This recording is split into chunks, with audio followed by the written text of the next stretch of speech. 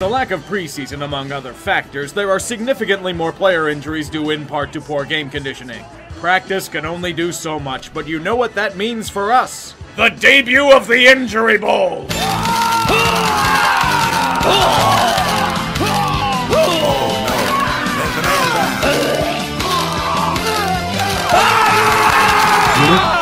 Our first participants in this brutal battle of attrition are the 49ers and Jets. New York is not only dealing with injuries to the majority of their receiving core and Le'Veon Bell, but are playing without a head coach due to the dreaded ailment that is Adam Gase. It will prove to be an easy win for San Francisco because the Jets themselves have been a broken franchise for many years. However, the Niners didn't just win this game, but they also won the Injury Bowl convincingly.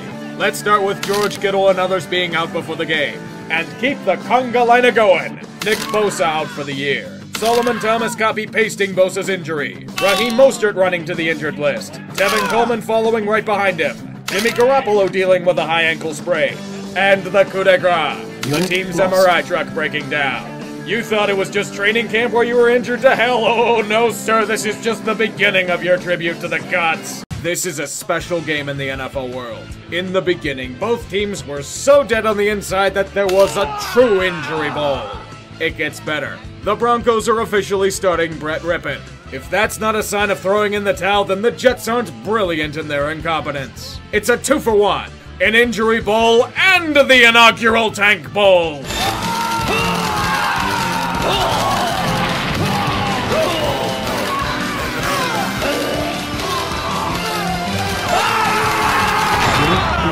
There will be consequences for more brilliant failure from the Jets. If they lose this game, there's a slight chance Adam Gase will be fired. Every Jets fan is now praying for Denver to pull out an improbable win. I personally am as well. Unfortunately, Sam Darnold disagreed. The beatings will continue until morale improves. I meant that for Darnold as well as the fans. Rippon's game plan was kept simple. Throw to whomever Pierre Desir is covering. He is a mask that cannot cover, a truly useless asset. Then Rippon tried pretending he was his Uncle Mark and gifted Desir a pick six. A blind mask sometimes finds the droplet. To think that a defense that generated 3 interceptions, tried to kill every single player on the Broncos, and had endless personal foul penalties was still held back. By whom, you ask? None other than the offensive genius known as Adam Gase, that's who. His play calling in the red zone, and after being gifted golden opportunity, screamed of a man either too inept to coach or one begging to get fired for the severance. It happened. The Jets lost to the equivalent of an FCS team. Incredible. Darnold will most likely be hunted as well, but this wasn't his fault. Gase is trying to fucking kill him. Jesus, at least let Greg Williams have that honor. The Jets are such great sports they're trying to kill Rippon on the final few plays as well. And you wonder why Vic Fangio has no respect for this fucker. On Sunday night, they only bring out the best matchups. For this marquee event, the loving audience gets to see another Injury Bowl.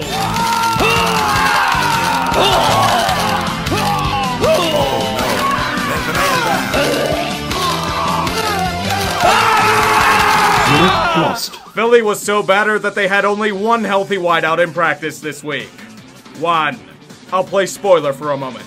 This game lived up to such a billing. It was ugly. And I mean ugly to watch. Perhaps all the injuries affect gameplay most shocking. Things were looking quite fucked for the Eagles to begin with.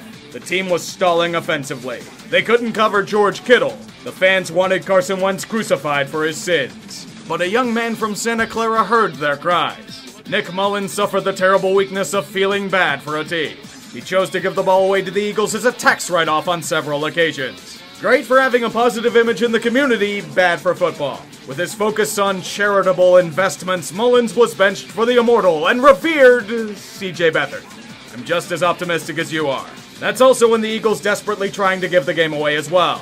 Something tells me that Doug Peterson wasn't the main reason they won a Super Bowl. Just a hunch. And this is even with Philly doing just enough to escape with a win. Now this shitshow of an NFC East is Philly's to lead. Delete this division. Save us from this horror.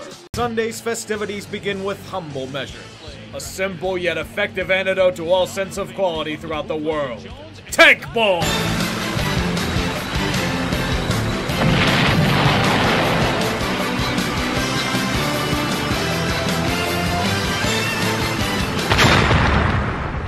This matchup is somehow both a competition for Trevor and a chance to gain ground in their division race. Quite impressive considering the slop we have on display. A battered offense against Kyle Allen at quarterback.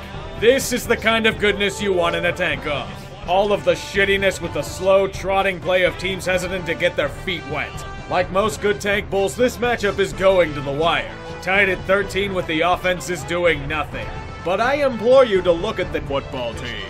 They're pushing hard to win for Riverboat Ron. They're going to pull a Daniel Jones and cause a major momentum shift. Let's try this again. They're pushing hard to win for Riverboat Ron.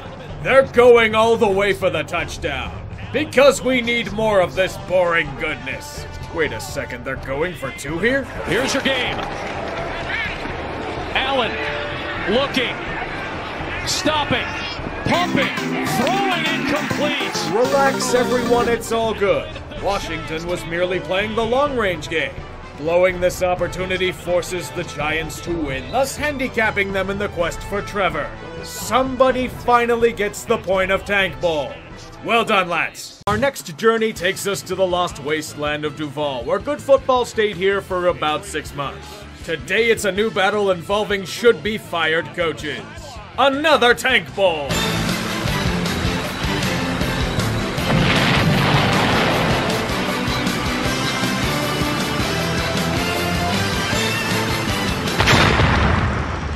I was worried about Jacksonville earlier in the year. Winning is not ideal for what they're trying to do. They want an androgynous leader of the offense. They know that the failure must commence. And good for them. Detroit is still pretending that nothing is wrong. The result turns into a massacre. Jaguars being skinned and sent to a taxidermist is a nice piece for their cigar room. And they'll make sure they don't come back like the Lions have allowed most teams. They'll be given an easy win. Detroit loses multiple times today. Not only have they won a game, but now the brass has justification to keep Matt Patricia around for a bit longer. He's 1-2 of 3, you can't fire him now. I'm so sorry, Lions fans. Perhaps you should try to sign kickers who have never kicked a field goal before. Then you'll get what you want. If you were to tell me a month ago that this matchup would be a tank bowl, I would have called you a fool. Yet here we are. You can call it a reach, but all signs point to incredible tanking.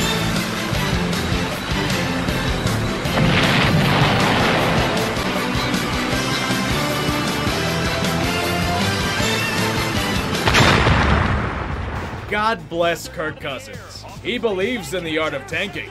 Even against a terrible secondary and the Falcons, he does his damnedest to put the game out of reach early with 3 picks. He doesn't give a fuck, he's already got his money. All of Minneapolis will now make sure their livers don't get to see the light of day. The rest is done by Matt Ryan. Oh yes, the Vikings secondary is just as horrible as we remember. Plus Julio Jones and interim coach Raheem Morris joined in on the fun. Party in their red zone. Everyone's invited. Vikings fans, welcome to agony. Kirk isn't the main problem here, but he is a problem. Just a friendly reminder that they extended him this past offseason for reasons of convenience and feeling there's nothing better out there. You chose this path. Now walk through it. I'm making an executive decision. Every single team in the NFC East is pure garbage and doesn't deserve to make the playoffs. Therefore, all in-division matchups are now relegated to Tank Bowl status. I think I'll call it the Tank Division.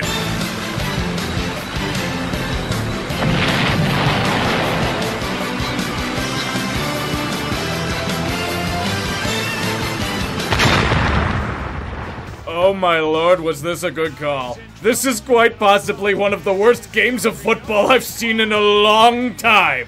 This is terrible. We've got a team that's outright injured to fucking back, and we have another team that's trying to come to terms with a broken identity. Oh, what a fantastic game to have on the deserving recipient that is Thursday Night Football. This interception by Wentz is about as forced as this really terrible joke I'm about to tell. The Eagles are funnier than most comedians out there. It's a damn television pilot. A group of dudes off the street due to a litany of injuries are forced to play football with hilarious hijinks. This includes the Giants. Look out, Daniel! The ghosts of Derp's past are coming to haunt your dreams! Why do they never learn? I can say the same for Philadelphia. They are the shittiest of shit. They've dominated possession and are losing to a team that has only had about 3 good plays. Thank God my tax dollars aren't going to this or else I'd flip a fucking gasket. They're down by 2 scores with 6 minutes left and Joe Judge is waiting to get batteries thrown at him. The Eagles then score a touchdown as... Really, man? Doug Peterson has the analytical IQ of a toaster. This guy won a Super Bowl? Maybe at the local ramen shop for a loyalty program. All New York literally has to do is get a first down and they have the win. Transplanting bricks onto your hands. A very bold strategy indeed, Evan. It ends up backfiring as, to the shock of no one who follows football, Carson Wentz guides Philly past the Swiss cheese known as the Giants. Go for 2 to put you up by 3, yes, but what the hell are you doing? Did you think you were in the MAC with that formation? But that's not stereotypical enough of this game. Danny Derp strikes again to seal the loss. I'm going to petition Congress so both of these teams get losses. I'll put some funds towards the national parks as a rider to make sure the bill passes. Time to get this out of the way quickly. This was a bona fide shit show in Tank Division.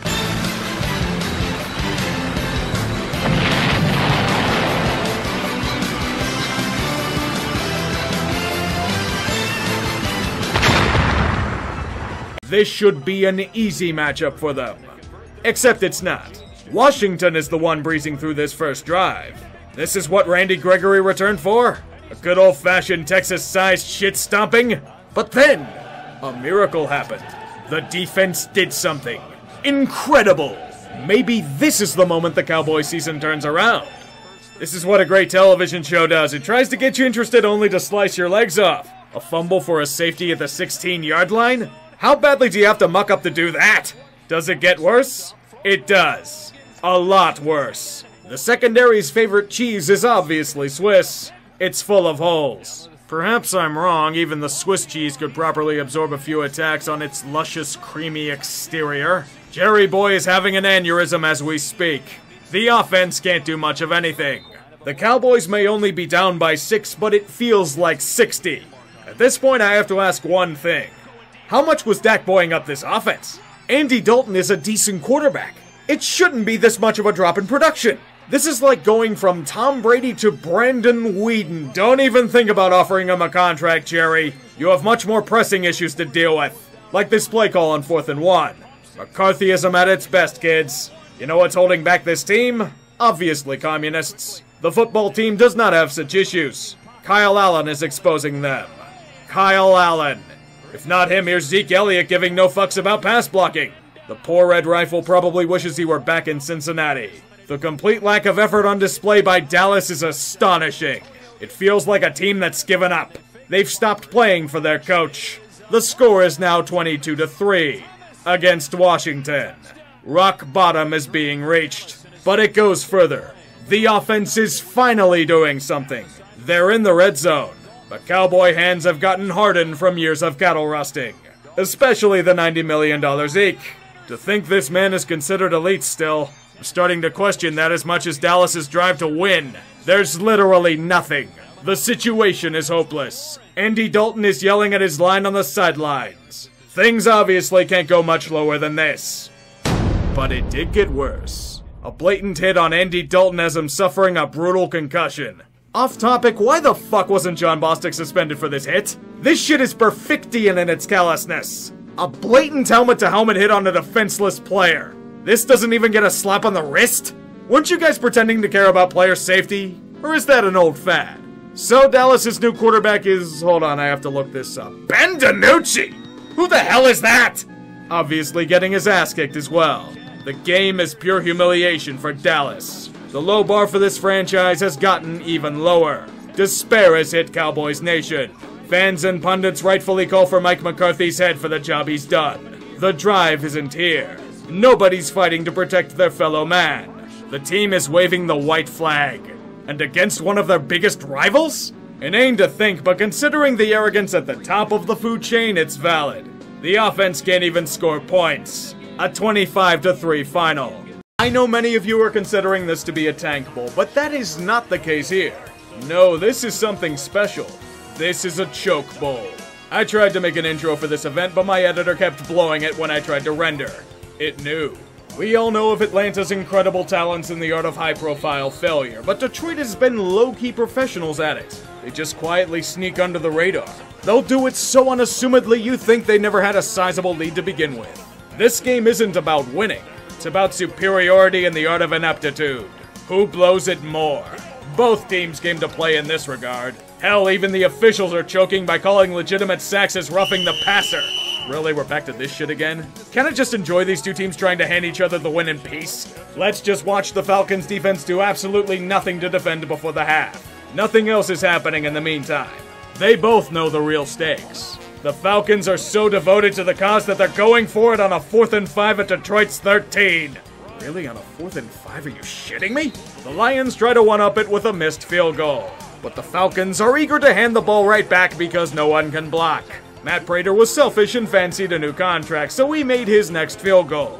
Now the game is getting intense. Atlanta's pushing ever so slowly down the field.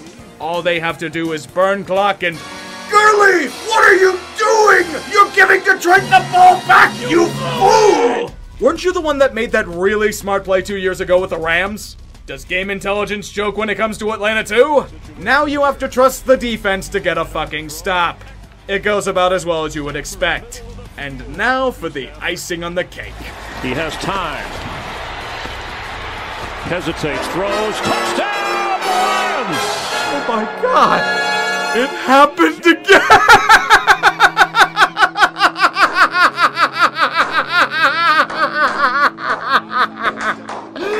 I once thought that the Falcons were worthy of scorn, but now I see. They're a comedy. They fucking choked an easily winnable game again! The 3rd time in 6 weeks! A 96.6% chance of winning! I'd have more of a chance of being a pro athlete than the Falcons had of blowing these games. Yet they didn't! God damn it! And even better, because of Matt Stafford's talent, Detroit's going to be stuck with Matt Patricia's coach for the next 3 years! Everyone loses today! Except the laughter. That wins. Real talk, Atlanta, just blow it up. This is endless failure and that isn't going to change without a deep overhaul. Oh my god, I can't believe they did it again. Did I ever tell you the definition of insanity? If you get the opportunity, you should kill yourself. Now here's a matchup I want to see. 2 cursed franchises and only one can win the true prize. Of Tank Bowl!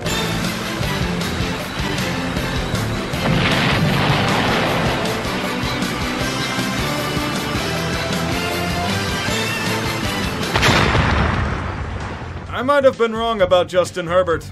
Maybe communism does work after all. Perhaps all my fears about wild inaccuracy and standing in line for hours for basic necessities were unfounded. Look at this cat. Fucker can sling a football effortlessly. He might be the only reason why the Chargers are competitive in any way or form. No magical mustache could save the Jaguars, but god-awful special teams play by the Bolts could. Jacksonville should be getting blown out of the water. But they're still in this match because, you guessed it, special teams fuck-ups. It's to the fortune of the brave souls that are still Chargers fans that pain was not on the menu today. At least for them. Duval falls into the pits of despair once again. Things getting so bad that Gardner Minshew is rumored to be on the hot seat for Mike Glennon. That's when you know shit's fucked. You know as all hell that this is another fantastic bout in Tank Division.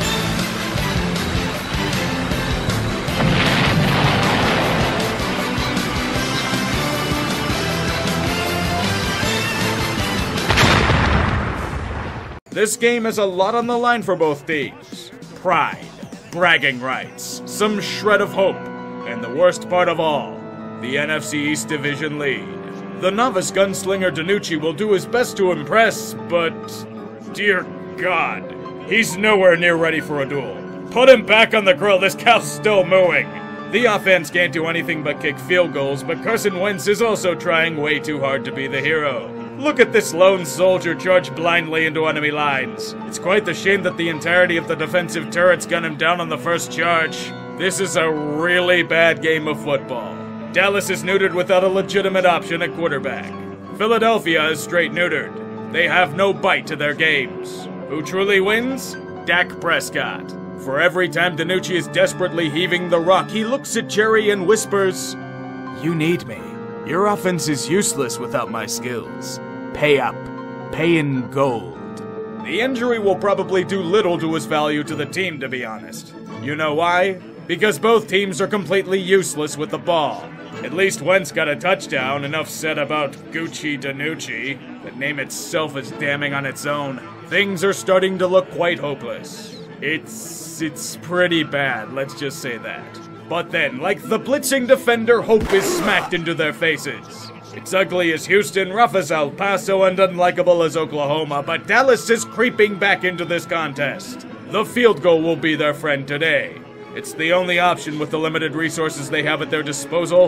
Like picking up a girl at 2 a.m., trickery can only go so far, as Philadelphia can attest. Except when the boys do it, then we just hope it works. Screen passes on a 3rd and 14, very bold trickery indeed. A brief respite from this horror as Carson Wentz launches a one-man crusade and fails. The comedy and tragedy of the offense continues on to the end of the half. Somehow this is considered professional football. And Dallas is leading the game 9-7 despite how terrible they've looked offensively. God help us all. Unfortunately, God did not hear our prayers. We sinners must be punished for our thought crimes. We must continue to watch this torture. The former Lord and Savior Carson Wentz's guiding light is a mirage. The darkness must continue on. Here is more trickery that couldn't fool a 5-year-old. Only works the first 3 times you do it, I guess. Might have aided this field goal try. It wouldn't save them from the inevitability of Carson Wentz finally taking what he is given, but it would have been a decent consolation prize. Philadelphia has the lead again, and they converted a 2-point conversion. Can it be? Offense? In this football game? Impossible. We need more sloppiness from Dallas itself. Trusting Gucci Danucci on a 4th and 2. Wrong move, kids. Despite this, they're somehow moving. Very, very slowly, like the scorned ex ready to sabotage, but they are moving. That was before they sentenced Danucci to death. And it was somehow ruled a fumble. And a touchdown for Philadelphia. And all hope then evaporated. You expect this team to score 2 touchdowns? Let alone in a quarter? This team couldn't even produce yesterday's homework, yet you expect them to do this Herculean task? But Mike McCarthy has a tactical plan up his sleeve. A last resort method devised from his time in Wisconsin. They will deliberately snap the ball into the end zone for a safety. It was a tactic devised in ancient China. Reroute a flooded river to ruin a few villages, but save the city. The same tactics were executed to perfection. If the city was destroyed as well. Mission accomplished. The Cowboys are now in free fall. 2-6 with next to no hope for the season. The tombstone is being engraved as I speak. The no-touchdown Cowboy is about to be buried in a mass grave. They may technically be in the playoff hunt, but do you really see this team as good? Houston and Jacksonville used to have some shreds of hope a few years ago. That was before managerial fuck-ups ruined them both. So for both their sakes, let's spend a few seconds to remember their past glory.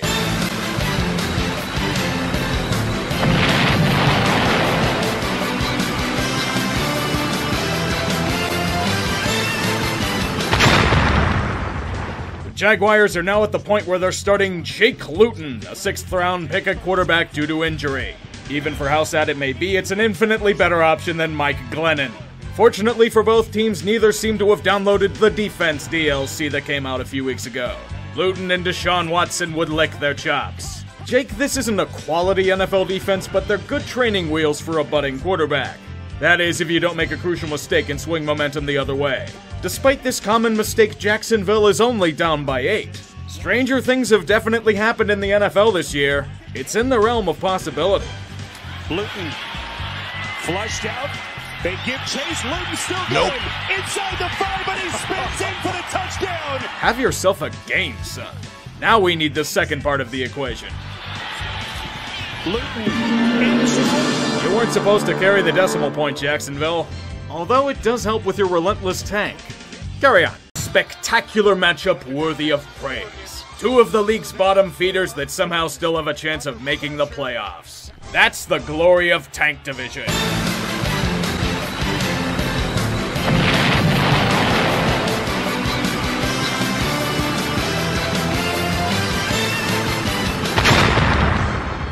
Behold one of the greatest plays in NFL history. Throwing on first down is complete. The rookie Antonio gets it out of the backfield.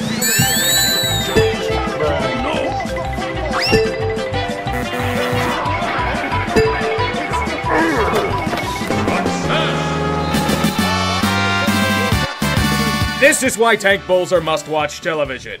They are works of art. I'm not talking high art, but think of the chaos and destruction of Picasso's Guernica. That is the art form that the NFC East has taken. Simultaneously the worst and best division in sports today. The Giants may have the lead, but we know they'll mess up somewhere. I wonder what this game has in store for us. God damn it, football gods! Stop with the gruesome injuries for like a week! You already took Dak from us. Was that not enough? We needed another horrific ankle break? Really? Fuck you, you assholes. At least we get another appearance of Alex Smith. May his bionic leg and infallible spirit guide Washington to a storybook victory to take them to 3-5. He's doing it, in fact. The name redacted are slowly creeping back into the picture. The Giants' offense is being clamped. The lead is down to 3. Think of this movie script. Alex Smith, after a devastating injury, leads his team back to... Never mind. But he's going to have another chance. It would be something out of Hollywood. Alex Smith being carried off the field after an impressive game-winning drive. Smith over the middle, intercepted once again. Here's a harsh lesson to learn, Alex.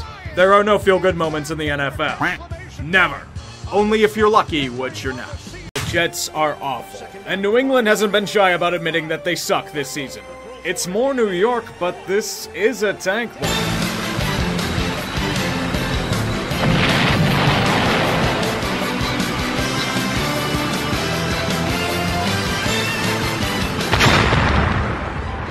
Patriots in a tank bowl. I never thought I'd see the day. They won't even get the privilege of having fans in their stadium to embrace the suck this year. To be completely honest, I wouldn't bother trying to with the shit they're doing here. New England is losing to the Jets.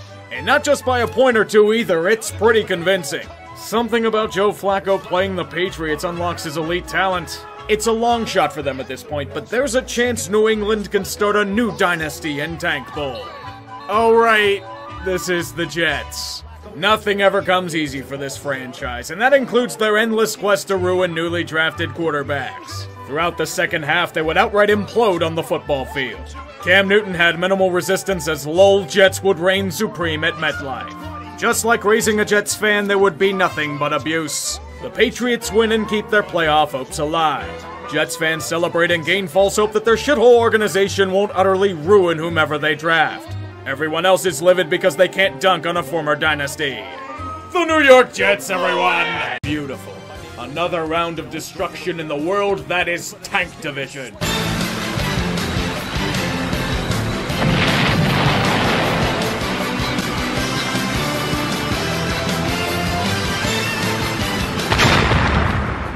Hey Doug, are you gonna adequately prepare for this game against the Giants today? Or will you cling to your analytical desires to ruin Carson Wentz? Your defense can't stop shit, your offense can barely get anything going, the team is wrecked psychologically. Daniel Jones is out here outrunning the majority of your defense. Yet all I see you doing is trying to fancy yourself as this analytics genius when you don't have the personnel to pull it off. Now going for 2 when you're down 9-14 makes sense. Gets you to the point where kicking a field goal will tie the game. They can't stop Boston Scott or Miles Sanders, so if the defense does what they're supposed to do, you'll be fine. But here's the problem. They score another touchdown and you'll be down by 3 with the extra point. Why the hell are you going for 2 again? This early in the game to only be down by 2? It's too damn risky, particularly with the Eagles' lack of success in the medium this year. Am I supposed to be stunned that the Giants use this as a momentum swing? New York horrendously outcoached the Eagles. Yeah, I said it, I don't regret such words. But the worst part? Even for this terrible display, Philly still has the division lead. God, this division is such trash and I love it. The former champion and runner-up for last year's Tank Bowl gearing up for a duel of fate. A fantastic matchup of fantasy and top draft picks.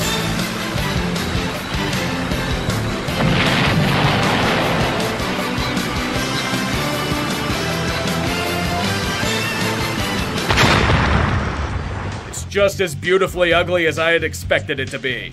Everything dies when they arrive at FedEx Field. Careers, promising arcs, hope, and especially quality football. The comedy of errors on display reeks of teams that know the real prize at the end of the day. The first overall pick. All that remains, Fat Randy. He chose to participate in the Parky Challenge. Charity he's donating to, the Island of Misfit Kickers. Despite this, Cincinnati has the lead, but it's only by 2. I fucking knew it. This offensive line is going to kill Joe Burrow. He literally got Carson Palmered. Can we have anything that's good in this league? Seriously? And the Bengals are on a ketamine high saying their O-line is fine? Fuck off to McVay's teat, you underqualified rube. You can go back there as we deal with Ryan Finley, the guy impersonating a Madden-generated prospect. He's still in the league? Washington, here's your win. Alex Smith finally gets his feel-good moment since the devastating injury, but like this? The cost might have been far too great to bear. God, I fucking hate the Bengals. They ruin everything they touch. In 2016, the Chargers ruined an imperfect season by their tremendous ineptitude. Can they do it again? This is a very special Tank Bowl.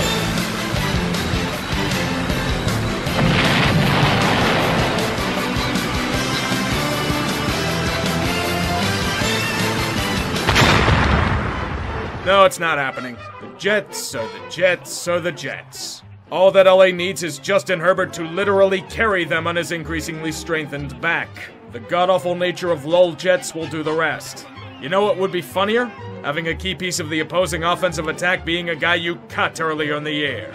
He didn't do much, but it's still ironic. Despite trying to allow New York back in the door, the Los Angeles Herberts do not repeat the same mistake. They allow the Jets to maintain the winless dream. And you know what else that means? New York is an imposter. Get the hell off the ship.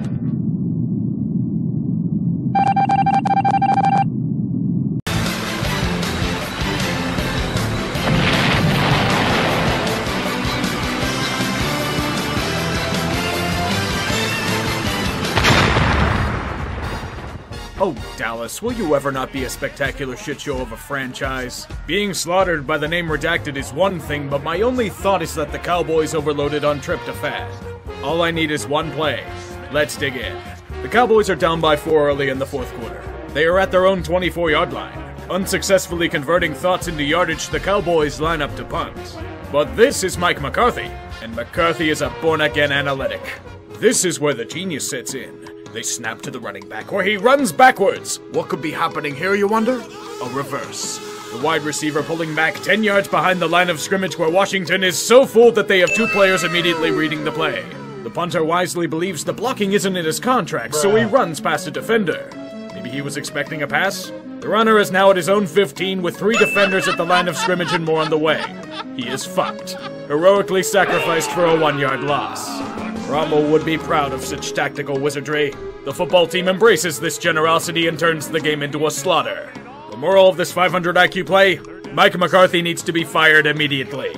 With my handy-dandy Dallas extractor, we can see the thoughts of a distraught Cowboys fan being smacked by reality. So over this season. How hard is it to stop check down? Alex Smith is not good. Just stop the check down. Turn out the lights. So we're tanking again. The party's over. Don't worry, Scooter. The Cowboys can always win the Super Bowl in Madden.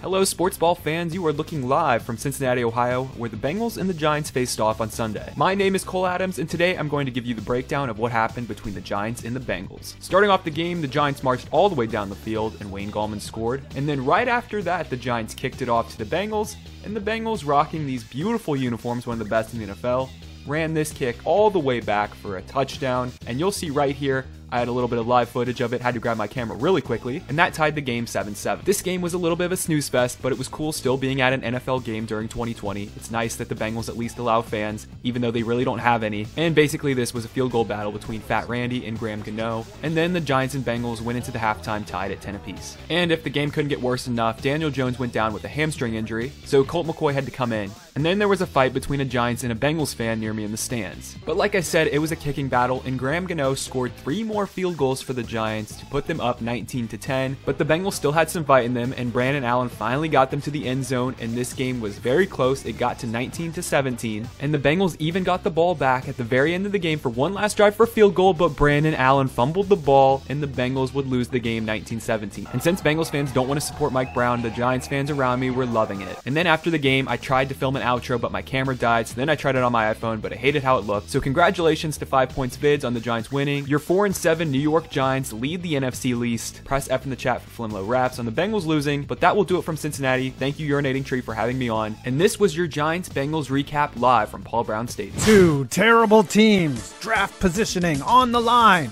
Why, yes, it's a tank bowl. Hold on, we're getting information that the Giants are actually playing for first place in the NFC East. The previously 1-7 G-Men have a chance at the playoffs and are gifted a matchup with the 1-7-1 Joe Burrow-less Bungles? Why? What is this? Hope? Optimism? Oh, shit. Cue Round Ball Rock. Yes, the Giants won, but with Colt fucking McCoy at the helm and us actually missing Danny Derps, with the schedule increasingly becoming more difficult, this was a Pyrrhic victory. Let us all rejoice in our 1 week of optimism, cause you'll be laughing at me for the rest of the year. Pain. Losing for Lawrence is the key war, but there was another top prize ripe for the taking for teams like these. The sucking for Sewell.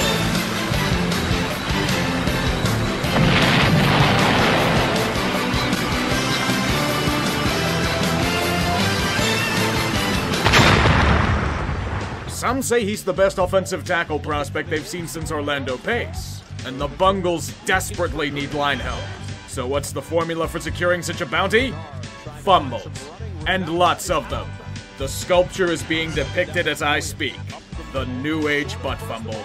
It isn't as majestic as a certain other one, but imitations are rarely as good as the original. Cincinnati may be lost at sea, but they can at least do one thing right. Allow Andy Dalton his revenge for years of futility. Joke's on the Cowboys. They not only still have little chance of winning tank division, but they lose precious draft position as well. Only if the Bungles could stop ruining everything, I'd have more optimism. Los Angeles. It is the site of one of the most anticipated games on the NFL docket. To the naked eye, it is an irrelevant match with two teams vying for draft position. But to those that dig deeper, you will see intrigue, suspense, and ascension to ignominy. The fight for failure. The stand against success. The ultimate choke bowl.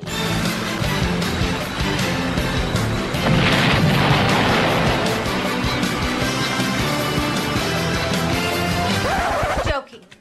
He's choking. He's choking. Help us. Somebody help. We need a doctor. Choking. The first contestant is the old guard. The Atlanta Falcons. Long have they been kings of ineptitude. Some could say they never recovered from 28-3, but that would imply that they've acknowledged it. Nothing changed from that day until recently. Even with the greatest choker that ever lived as a coach gone, Atlanta continues to blow games in incredible fashion. The incredible back-to-back collapses against Dallas and Chicago brought laughter and rage to the hearts of millions. Their first challenger and the Lions put up a great fight, but Todd Gurley's accidental stumbling into the end zone triggered another epic defensive meltdown. With another wasted season as rewards, their title was secured. But now, they have a new adversary. One that has developed into one of the finest implosions in football today. The Los Angeles Chargers. Despite being more forgotten in their new city, seeing their accomplishments reads like a generational season.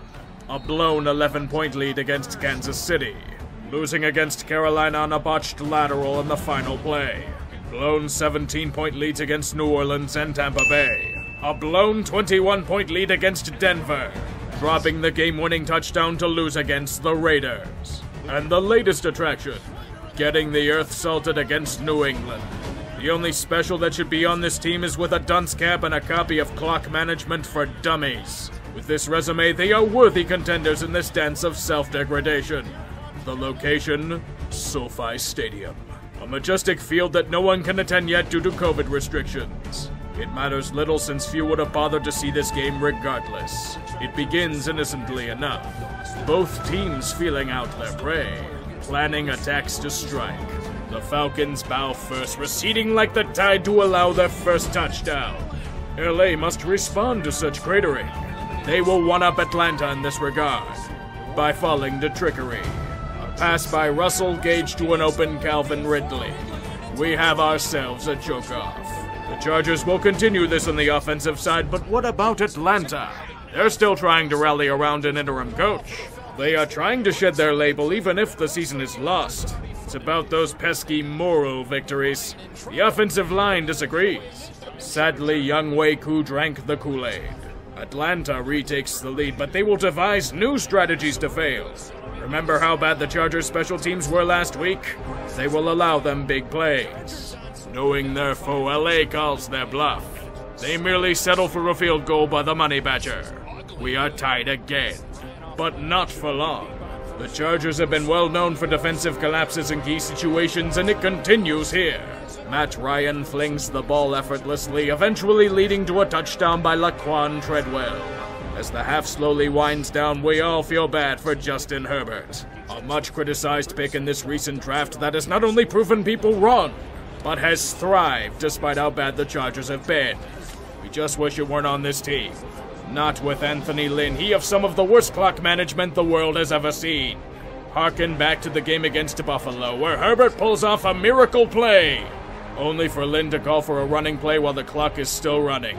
They had no timeouts. They didn't score. What does he do here with time winding down? On a 3rd and inches, he calls a running play. They fail to convert. As it's 4th down, they can't spike the ball as they turn it over on downs. With limited time, they have to rush the field goal unit on for a chance at 3. They try to snap the ball before half, but like always, too late. And they got penalized for it as an insult to injury. This guy was considered as a promising coach 2 years ago. Dear God. The second half begins with the Chargers continuing their scoring drought and the Falcons pushing down the field. Matt Ryan has had enough. He throws it deep, right into double coverage. Interception. The choking remains in sight. Justin Herbert will lead his Chargers like he always does to any shred of relevance he can. He gifts the team a touchdown to tie the game at 17. Now the true drama begins. Both offenses don't know the stakes, but the shitposting world does. Who will be the champions of crumbling? The kings of the choke. The offensive stalling would be real. The clock ticks down, yet the score remains tied. Who wants it more? The win or the unofficial title, we will never know. Pressing on, the Falcons have foolish desires to maintain their current core and are charging into field goal range. What will be their reward? That ball gets picked off! A present for the Chargers. The first volley of giving has commenced. The 2-minute drill is here. Now it is LA's turn to one-up such a statement. Looking to throw. Gets rid of it. And it's intercepted. Incredible. A brutal interception with less than a minute left. The spirit of giving is strong. Surely Atlanta will not have an answer for this call. Ryan looks to throw. Lofting. Picked off! By God, they did. This is why the Falcons are the current champions of the Choke Bowl. Repeated failures like these. But do the Chargers have enough time? Herbert given time. He's got Johnson perfectly thrown. Another defensive collapse for the Falcons. All we need is icing on the cake. Knocks it right down the middle. Despite all of their efforts, the Chargers fail to one-up Atlanta in the art of choking. They have unfortunately won this game, but we know who wins the true prize. The Falcons. They have retained their title as Choke Bowl champions. The reward comes with far more than this honor. It also comes with the official title of another failed season. This game may be ignored, but it offered the world so much more than advertised. It was full of strife, full of struggle, full of emotion. Atlanta maintains their only title despite several challengers. Their collapse wasn't as spectacular as some of their other games, but it still had some style points. It may not have been pretty, but it truly was the greatest game.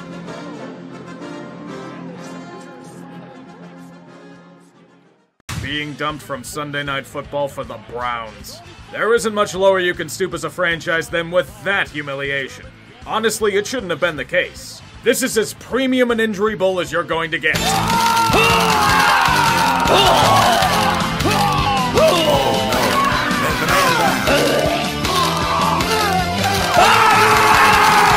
Lost. Two teams missing significant chunks of their starting core and many key players to injury.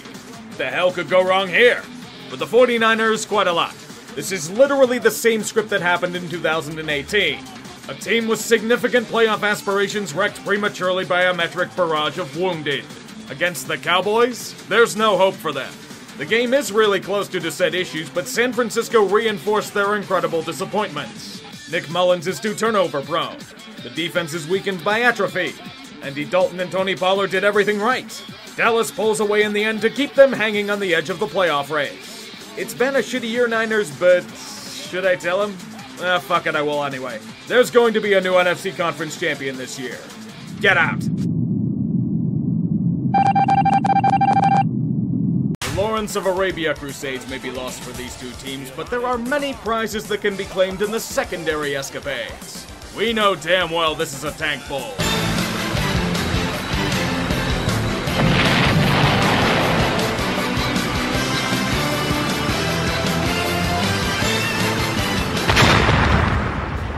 Cincinnati has little to gain from winning as they desperately need offensive line help for a certain somebody that's rehabbing an injury. Houston has little to gain from losing since the wonders of Butchin has them giving their first two picks in this draft away.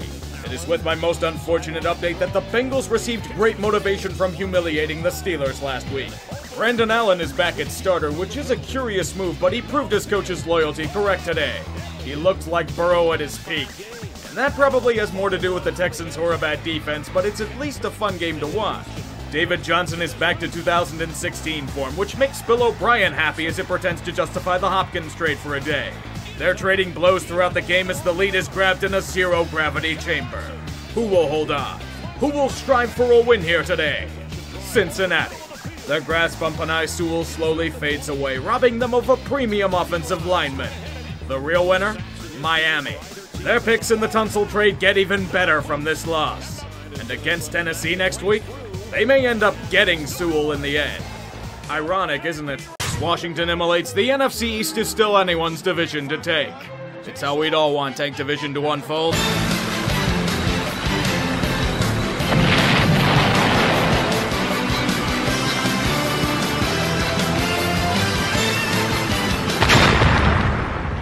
One team survives for another week, the other faces long overdue elimination.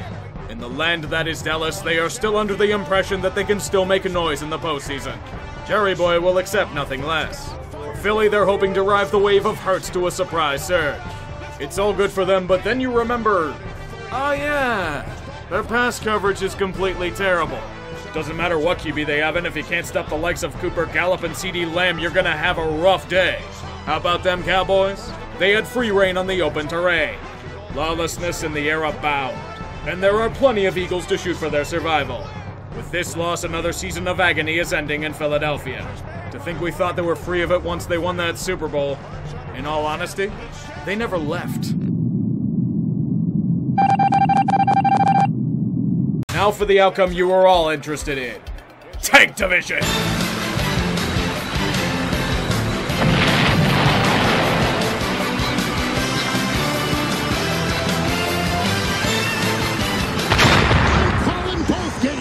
For the NFC East, the name redacted are win and in. If they lose, either the Cowboys or Giants can make it. It depends on how they play each other. There's one thing that the Dallas Cowboys have done over the past 25 years, it's completely shit the bed in key situations. You know how well their offense have been playing for the past few weeks? This wasn't the case here. The Giants have put together a surprisingly stout defense and it shut their passing attack down for most of the day. Andy Dalton and the Cowboys could barely do anything, but it was just within reach as to not have their fans lose any hope. Pro Bowl tight end Evan Engram is doing his part as a double agent to ensure this. Dallas' destiny is to lord above all those in their division. These pesky G-men are no match for Jerry Boy and his wealth. If If only their head coach wasn't so bad at game management, maybe they'd have a chance. Not challenging a catch which was shown to have hit the ground, allowing the Giants to kick a field goal and go up by 4? Come on, Mike, did you think you had Aaron Rodgers as your QB again? No, man, you have Andy fucking Dalton. He'll take you somewhere, but not where you truly want to go. To take their first lead of the day, Dalton in trouble back there, throws it up for grabs, and it's picked! Good fucking riddance. Time for the 4 greatest words in football. How about them? Oh my God, Goldman, what the hell was that? Thank God you recovered it, so let's try this again. How about them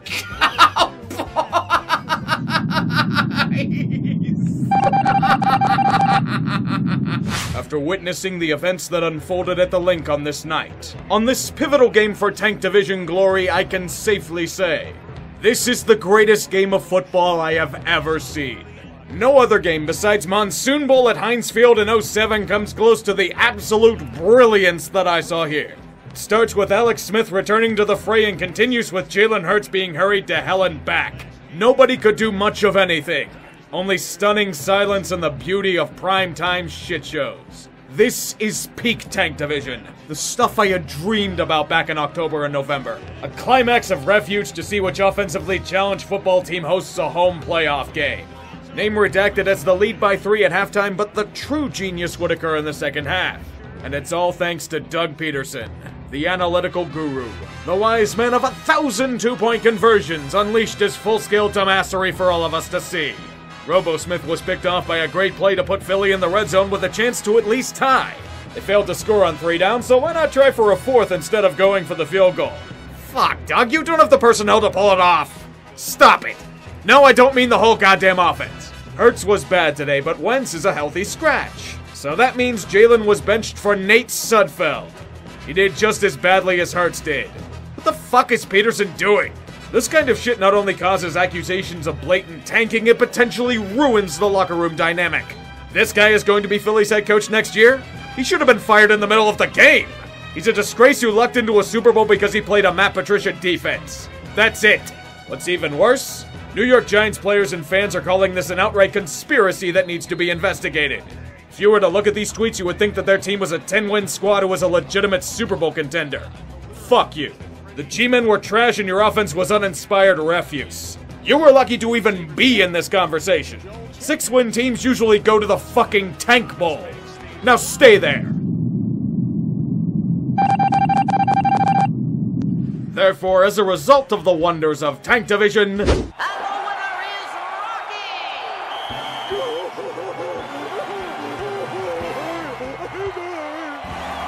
happened. The meme division is won by a meme itself. The Name Redacted will be playing a playoff game at FedEx Field.